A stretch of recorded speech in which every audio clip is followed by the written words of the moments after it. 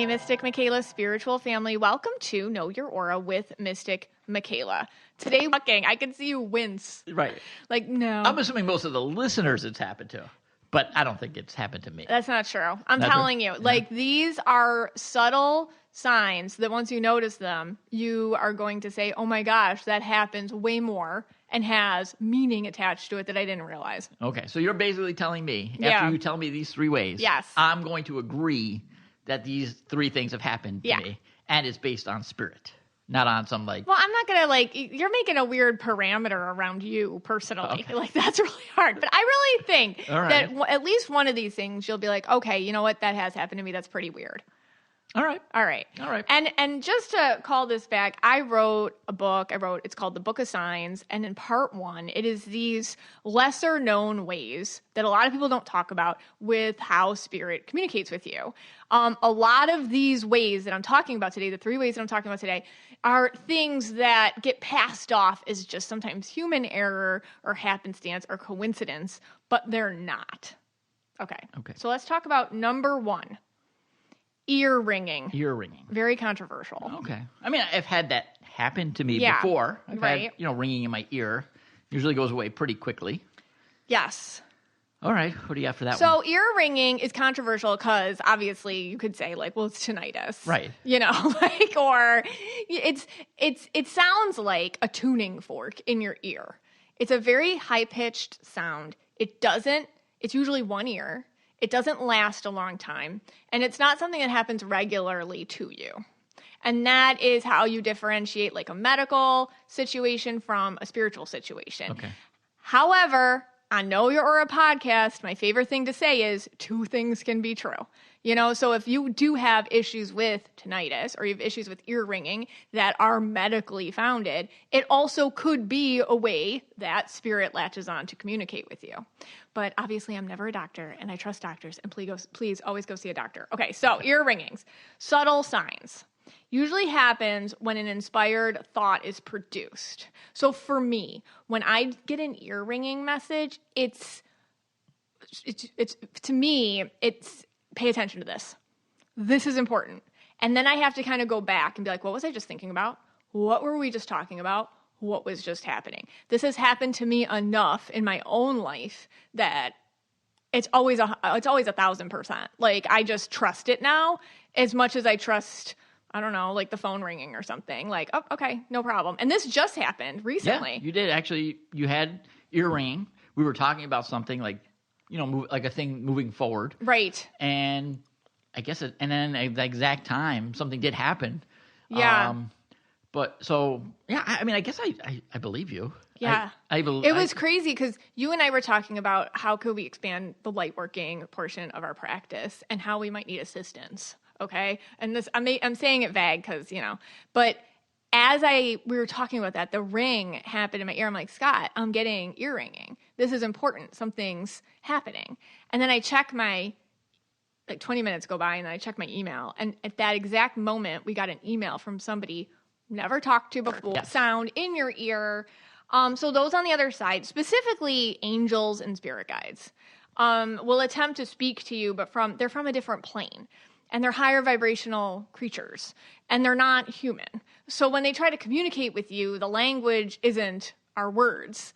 It can come through in that high-pitched sort of sound. It means, to me, this is my interpretation, they're in my energy field. They're really crossing planes. They're trying to get to me very quickly. And it's their way of saying, hey, pay attention. Hey, look. And once you start noticing, okay, maybe that means something. You can start looking for other messages. You can start paying attention to your surroundings at the time. Like I said, for me, a lot of the time, whenever it happens, it could be during a conversation I'm having with someone, a thought process I'm having with myself. It could be during a certain moment in life. And I just take a minute and say, ooh, I'm going to put a pin in this because this is important. This is essential for me to kind of dog ear this page of my life at this time.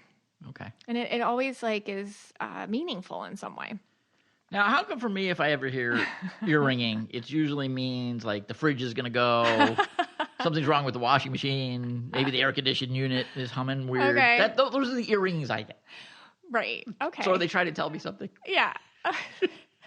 I don't even know what you're talking about. No, like I hear like a high-pitched noise in my ear. Oh, you're saying like electrical failure. Yeah. Oh, okay. Yeah. When I hear a high-pitched noise, I'm like... You've never had like a high-pitched like tuning fork. Start paying attention. Okay, I'm going to start paying attention. Because it's one ear. It's like, I'm not going to make the sound here because it would just hurt your eardrums. But it's a very high... It sounds like a tuning, like very high-pitched. One ear, doesn't last long, and isn't repetitive. Okay. I mean, like I said, I don't know if I've ever had that. All I do know is like sometimes I'll hear like a high-pitched noise, and then I'm running around the house trying to figure out what it is, what's making that noise. Okay. Yeah, and hoping it's not something that I can't fix. Okay. All right, when we come back, we're going to talk about the next sign. All right. Hey, Scotty. Hey, guys. All right, we have to talk about our next sponsor, Brodo. Oh, I love Brodo. I'll tell you, I went to the dentist the other day. I had to get a couple cavities. My whole mouth was like numb and everything. Yeah. I didn't eat all day because I get very nervous when I go to the dentist. Yes. So you're like, well, we got this Brodo. Yeah. I never had it before. It's a really good bone broth. I think you gave me chicken, beef, whatever. And it was amazing. Yeah. It was like, they give you also these mugs to drink it in. Yeah. It was amazing. Yes. It filled me up because I didn't eat anything the whole day because I hate, with the dentist, freaks me out. Yeah. And I'm just sipping the Brodo. I think I had the chicken first, and you give me the beef, and there's like a combo you gave. I just kept drinking them. You did. That was what I ate for like a day till my mouth felt better. And I'll tell you, it filled me up. Yeah. It was filling. It was weird. It was really filling. Yeah, you're like hooked now. I'm hooked. Yeah, it's a nice like nighttime drink. Yeah, it's kind of weird. It's like sometimes at night I do have a cup of coffee, and you're not supposed to do that, I don't think. Right. But like if this is like almost the same feeling. Right. Drinking the Brodo. I don't know if that makes sense. It does. But it's cool. I like it. It tastes it's very good. And this podcast is sponsored by Brodo. Welcome to the hottest trend in nutrition for the last, 2,000 years, bone broth. Brodo's bone broths are made from scratch. No concentrates, preservatives, or shortcuts, so you get the best broth money can buy. Brodo makes bone broths that are delicious enough to drink. Each cup delivers whole food protein, about 10 grams per serving, along with collagen-building amino acids, electrolytes, and nutrients to support gut health, immunity, joint, skin, and general wellness, all under 50 calories and with zero sugar or fat. But it's broth that's actually good for you. Is it all just hype? Well, a 2025 study found that amino acids in broth heal leaky guts and strengthen the immune system. In other words, there's real science behind grandma telling you to drink broth when you are sick. Shop the best broth on the planet with Brodo. Head to brodo.com/KYA for 20% off your first subscription order and use code KYA for an additional $10 off. Once again, that's brodo.com/KYA for 20% off your first subscription order and an additional $10 off if you use my promo code KYA. Hey, Scotty. Hey, guys. All right, my next sign of spirit, definitely speaking to you, is shadow pain. That's what I call it. I call it shadow pain. Now, this one sounds scary, and it's not, but it's going to sound a little scary.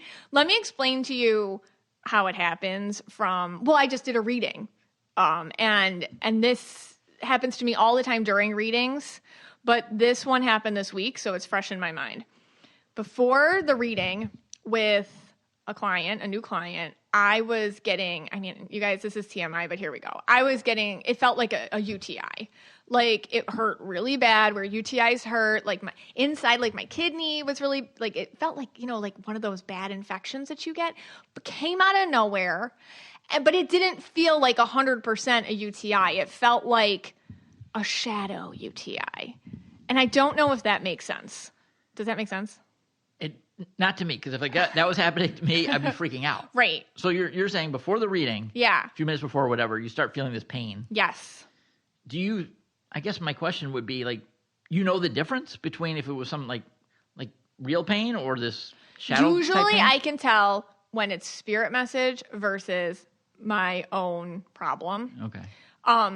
Sometimes when the spirit is so strong and they're coming in so strong, it's harder to tell the difference. That's when it gets a little scary for me. Okay. And that's where I was at. So I'm like, man, because I had to go do the read. It's a phone reading. I had to go do the reading. So I'm like, I really hope this is related to this client. I guess the only thing that would save you would be the idea that, okay, the reading's in 5 minutes, let's say, or 10 minutes, whatever, and it just came upon that moment. Yes. So okay, it must be the reading. Yes. If it happened like the day before, then it might be more scary. That is true. That's a good point. Okay.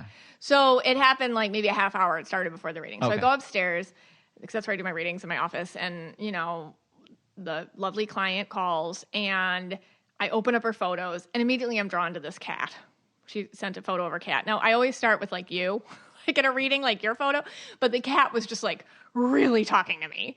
So I'm like, oh, did your cat pass? Because the cat felt dead. Yes.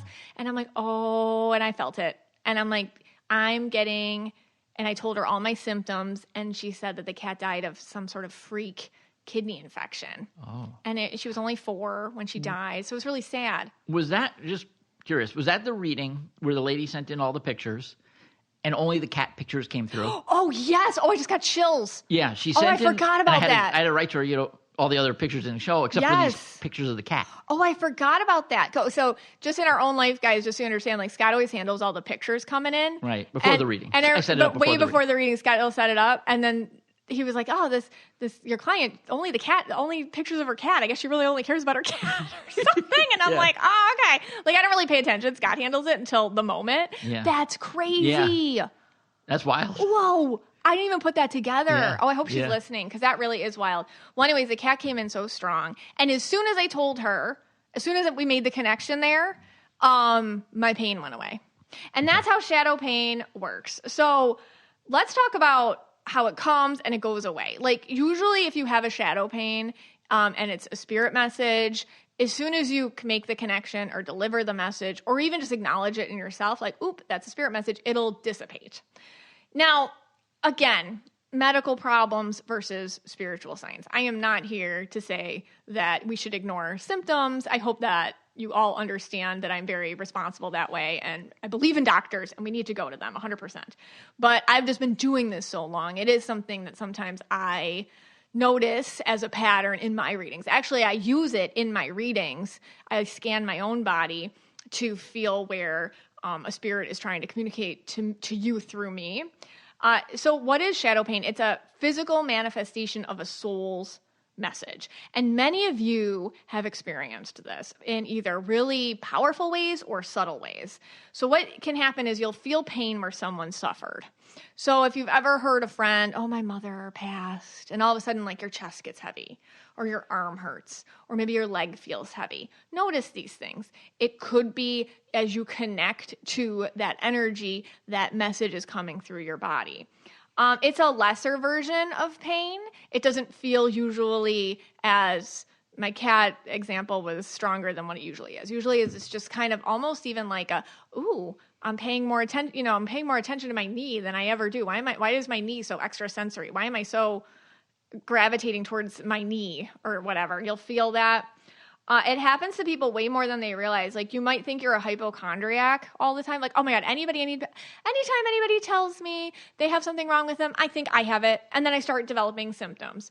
Could that be anxiety? Sure. But honestly, what it is also is probably your ability to pick up on those vibrational energies and start creating them in yourself in an attempt to deliver message. So you have to be careful if you're sensitive towards that.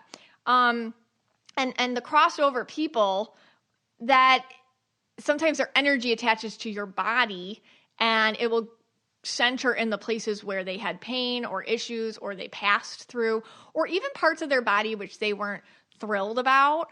Like, for example, I'll get this a lot sometimes if somebody passed, but before they passed, they couldn't use their left leg or something. And my left leg feels really heavy. Like, it's so annoying, like that. Like, oh yeah, they had a real issue. Their leg was real stiff. They always complained about it. So things of that nature. And when it happens, ask yourself, ooh, who could this be? What conversations did I just have? Who was I just around? Who am I thinking about? What could this be coming through or coming up for me? And it should dissipate when you have that conversation with yourself. Obviously, if it doesn't, you seek medical attention. So this is a fleeting moment. It's fleeting. Okay. Yeah. I'd be terrified. I don't know if this ever happened to me. I don't think it's ever happened to me. I'm not. But I'd be terrified. I like it because it's so straightforward of a message when I get it. I'm not thrilled with it sometimes. I've had to let go of my fear with it because, for example, with the cat, like that was stronger than I like it to be. Okay. Because I don't like when I actually hurt. And I worry about, I guess, just holding on to things after physically. Yeah, well, that was going to be my question. Yeah. And this is where I'd be scared. So let's say someone died, heart attack. Yeah. Okay, someone died through a heart attack. And then let's say you're going to give this reading. Yeah. And you know, the person, I guess, is going to come through to you. Mm-hmm. Like, could you then have a heart attack like 30 minutes before the reading? No. It's not like that. It is the most common way I think I get people passing. Like, I'll just feel heavy on the chest. Okay. As soon as I say it goes away. It'll feel like maybe sometimes like a cat sitting on my chest or something, just like a heaviness, and then it goes away. Okay. So it's not like scary to me. It used to be very, very scary before I started doing readings because I didn't have words for it. Now that I have words for it and an outlet for it, it's not as frightening to me. But after readings, I am very, that's why I can't do so many, right. Because it's such a physical task to do a reading. And then afterwards I have to, take my showers or salt baths or lay out in the sun. Everyone's used to mom just laying out in the sun in the backyard, like that. It just helps me kind of reset because there's residual energy that isn't mine, and I have to let it go like that. So if someone is experiencing this, or if someone's like doing readings for other people, or you'd kind of tell them it'll be a fleeting moment. Once you acknowledge it, it should dissipate. If it doesn't, then we're going to the doctor. 100%. Okay. Right. Interesting. Yeah. All right. I mean, it's fascinating. I know that you've had all these things happen to you. Yeah, I know. I remember the one time where you thought you were going blind. I thought I was having an aneurysm. Yeah, and I've told that story. You told that story already, yeah. Yeah, but that was terrifying. And you've said this many, many times. Right. But honestly, 9 times out of 10, it's more just kind of... Yeah. You just kind of get, like, interested in a part of your own body. Yeah. It's starting to talk to you a little bit. And then when you say, like, hey, did they have an XYZ issue? Yes, they did. Oh, it goes away. Yeah, and I always, usually, so a lot of times you will come down, like, complaining of something, and I'll be like, oh, maybe your first reading. Yes, that's so true. And you're like, oh, yeah, it's probably what it is. I want to say, like, a couple months ago, right before the reading, I felt like I had the flu. Yes. Like, immediately, I'm like, oh, I feel nauseous. I don't feel good. Oh, my God. Like, flu, how it comes on quick. I'm like, do I have the flu? But I had to do the reading, so I do the reading, and then the lady had the flu. It's like, oh, my gosh, you poor baby. I'm feeling it. Yeah, no, sometimes, like, I'm like, should I just cancel for you? Like, tell them you're sick. Like, and then usually you're like, no, I think it's just I'm pretty sure it's just my first reading. It's just the reading. Yeah. But, okay. Yeah, I believe it. All right, we'll take a quick break. We'll come back with the last way. My 3 cats, Binks, Dusty, and Cleo, they're members of the family. They are my fur babies. If you're a cat person, you get it. And because they are part of the family, they need good nutrition just like the rest of us. This is why I order Smalls Cat Food, fresh, protein-rich meals that support cat health and happiness, so they are living their best 9 lives. This podcast is sponsored by Smalls. After my cats just kept throwing up their kibble for the 100th time, I realized something. It had to change. Smalls fresh cat food is protein-packed recipes made with preservative-free, 100% human-grade ingredients you'd find in your own fridge, and it's delivered right to your door. That's why Cats.com named Smalls their best overall cat food. For a limited time, get 60% off your first order plus free shipping when you head to smalls.com/KYA. It's so easy to start with Smalls. Just share info about your cat's diet, their health, their food preferences. Smalls does this great thing. They put together a personalized meal plan for your cat. No more picking between random brands at the store. Smalls has the right food to satisfy any of your cat's cravings. And after switching to Smalls, 88% of cat owners reported overall health improvements. What a big deal that is. So stop guessing which meals will upset their stomach. For a limited time, because you are a Know Your Aura listener, get 60% off your first order plus free shipping when you head to smalls.com/KYA. One last time, that's 60% off your first order plus free shipping when you head to smalls.com/KYA. Hey, Scotty. Hey, guys. Okay, so Let's start this last sign with a question from the Mystic Michaela Spiritual Family page. Helena wrote this on the page, and I'm like, oh, she's having a spirit sign. So I'm answering it here, Helena. Okay. All right. Hi, lovely aura people. Does anyone know the spiritual significance of hearing, seeing your name everywhere? With a name like mine, it's uncommon to see my name casually dropped once, nor less than what feels like a dozen times in the past few weeks. Thanks in advance. So I wanted to talk about mishearing and misspeaking. Okay. And so she's talking about seeing her name a lot, which is definitely a spirit sign, but also like hearing it or having it come up or having something like you think you hear something and you don't. So you mean like you're just walking around, you see a billboard and there it says Scotty, right? Like that, and then you go somewhere else, and then you hear, you're out at the mall and you hear Scotty, and then you turn around and nobody said that, okay. Or somebody's like, "Hey, Scott," and then you're like, "Oh, excuse me," and you're like, "No, I said, hey, Dan." Just like quickly, that. Is this different than when you're watching a movie and the person's name Scott, and then it really just annoys you? That happens to you all the time. And it's always the worst character. Yeah. I don't know why in movies the worst characters are named Scott. They are. The ones that I would never want to be. That's true. But anyway, all right. Wait, what movie was that? Oh, there was a few. Oh, I God. forget. It was one just recently too. Yeah. I can't remember. But the Liberace movie. Oh my God, yeah. I think Matt Damon's name was Scott. Yeah, and he kept saying it. So he's like Scott. I couldn't handle it. And I think Ant-Man too. Was it too? I can't remember. Yeah, I think so. And I don't know why we're totally off tangent. I apologize, everyone. I know you want to hear this. This has nothing to do with this. I know you want to hear the funny. third way. And they always say it a lot. Like, there's other characters in movies and have a name, right? Everyone has a name, but they don't say it as many times. Yeah, like, why do you have to say Scott so much? But the character's named Scott, they say it all the time. It's true. And then I just start hating my name. All right. Anyway, so mishearing. So mishearing your name, all right, or another person's name, or even something that just reminds you of someone, it's a sign of spirit interference. So it's kind of like if you're hearing your name everywhere, if you're reading your name everywhere, like that kind of thing. And or like if you think you see your name and you don't see it, you're like, oh my God, I thought that said Megan. That didn't say Megan. It said like Alicia. Like, that's so weird, Thinking someone just said your best friend's name or your dog's name who died, or even your name more than once, twice, several times is usually how this happens. So it's like you keep hearing it, and you might be hearing it or you might be mishearing it, but it's weird. It starts getting weird. So the key is, if this is happening to you, and usually how it works with spirit signs is it's going to happen, like, it's just going to be a barrage of this experience over and over again, like Helena was talking about. The key is, what is your immediate emotional response? Like, how do you feel when this is happening? Is this a call to pay attention from like your spirit guides? Do you feel like that resonates? Do you feel like this is some sort of like, hey, on the other side from a departed person, especially if you're mishearing their name all the time, for example? Or is it a message for you to deliver to someone else? Okay, so kind of like, okay, I keep hearing the name of my friend's dead dad everywhere. Like, am I supposed to tell my friend this? So it's kind of just, I do this. I ask myself questions and then I answer them myself. Like, okay. I just, in my own head, I'm like, is this a call for me to pay attention? And then like my intuition will be like, no. I'm like, oh, okay. Is this supposed to be like that? So just kind of talk to yourself and just see what feels good. I know that sounds nuts, but honestly, the more you do it, the more you get better at answering yourself and feeling secure and confident with your own answers. Okay, but another variation of this is misspeaking.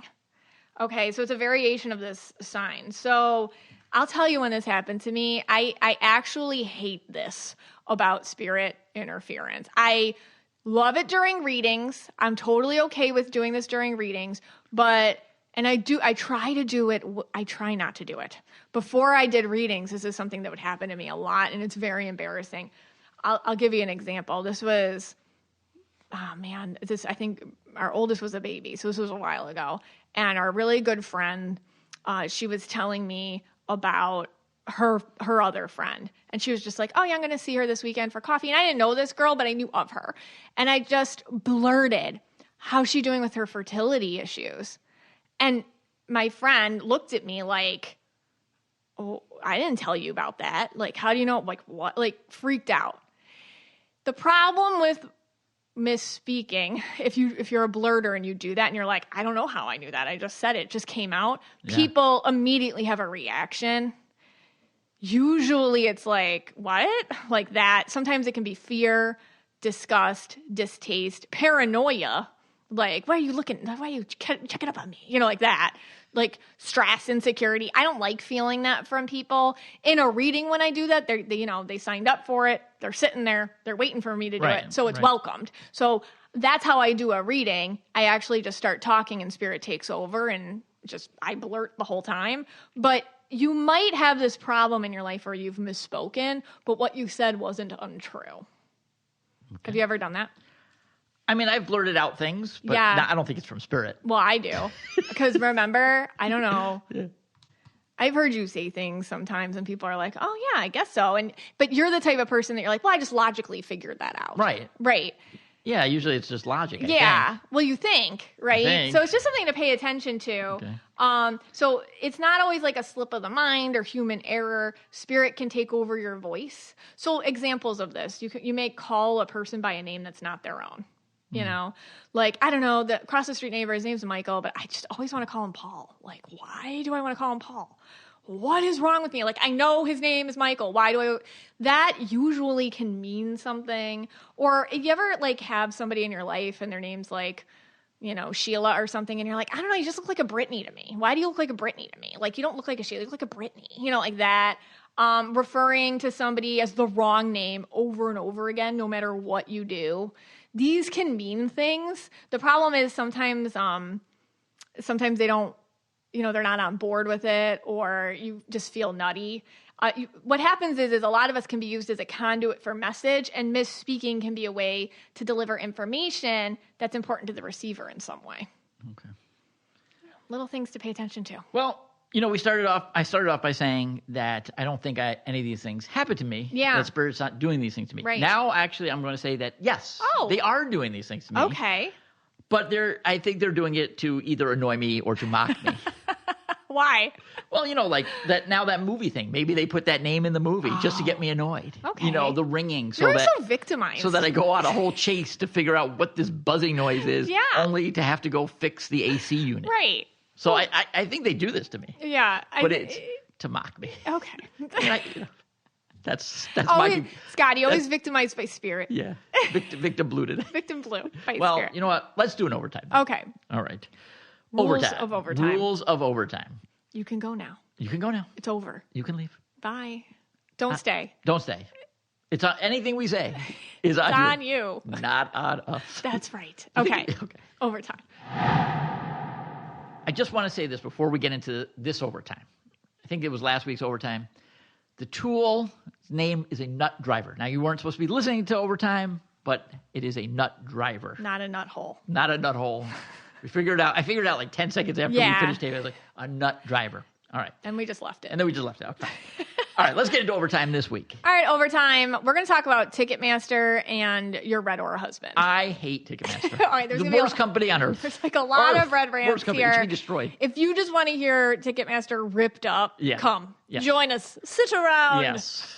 We had the pleasure of getting Noah Khan tickets. All right. Our daughter, Brianna, she loves Noah Khan. I mean, this is her Eras tour. This is everything to her. This is all she wants in the whole world.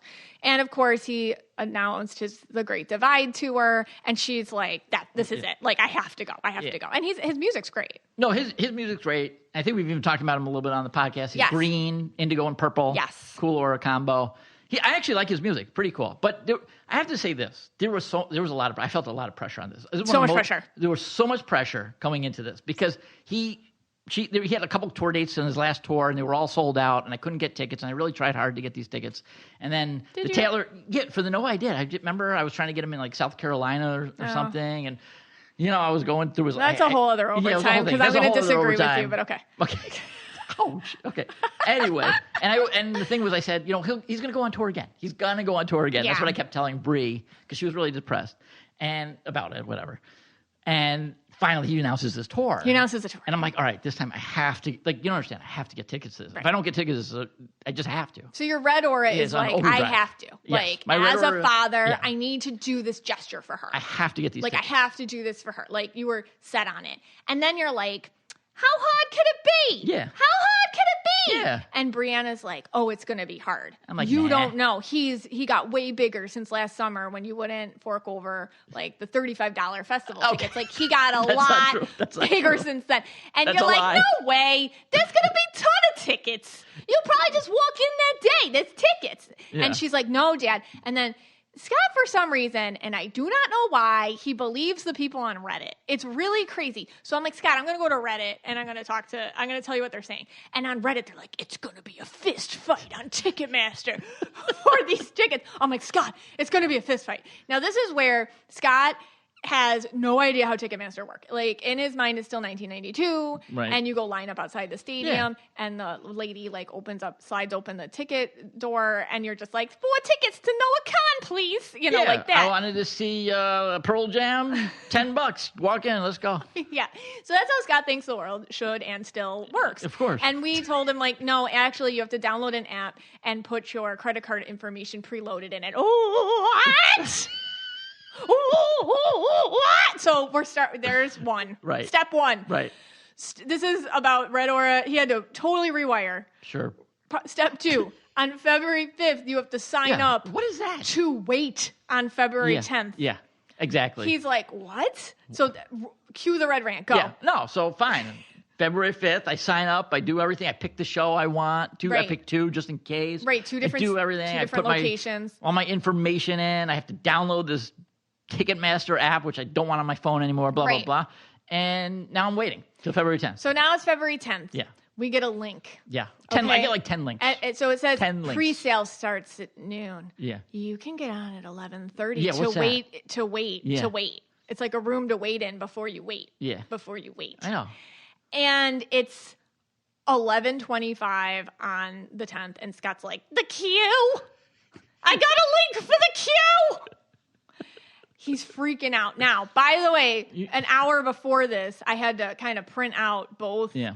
It's at 2 stadiums. We picked 2 different stadiums just in case, like, one didn't work out or whatever. Right. Thank God we did. Well, because I had to see what seats. I can't sit in the sun.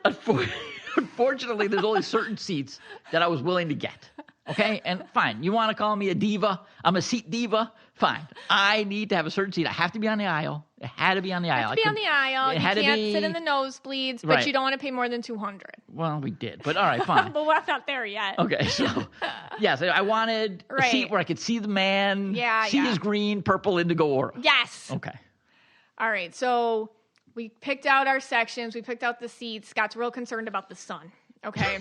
Which, fine. I'm like, Scott, he starts at 6:30, so he probably won't even be on until 8. Well, but fine. Where the West would be, this is summer. Yeah, he's going to melt. He's like very nervous about this. So we found exactly where, these are the sections we can sit in. Yeah. All right.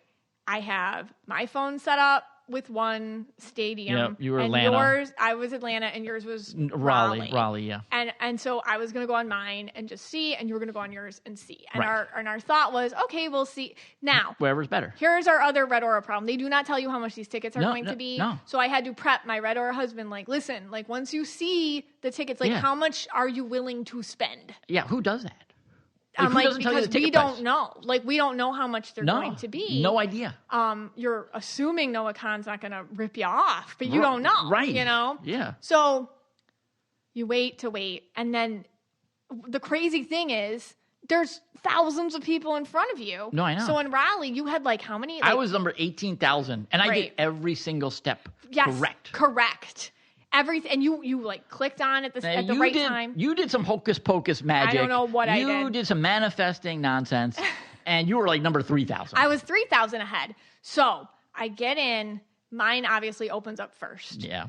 Let me tell you the hysterics. He went into full Long Island accent. Oh, Megan, make the map bigger. What's that? I want an aisle. How much are those? I'm like so stressed because I'm like indigo and I'm like, oh my God, this is a lot. Oh my God, too much technology. these tickets are getting gobbled up. They're like little dots on the seating chart. I know. They're getting picked up like flipping M&Ms. I'm like, Scott, I know. You have to pick now. I'm freaking out. Scott hates being rushed. I hate being rushed. So the fact that he was even like, all right. And then he's like, just buy them, these 4. Yeah. In a good spot. One of the spots I wanted. Yeah. And it actually wasn't too bad. Yeah. No. I mean, fine. Comparatively, I mean, I don't like to talk about money, but it was like $340 a ticket. Yeah. But now these tickets are like $3,000. Yes. So actually I feel a little better.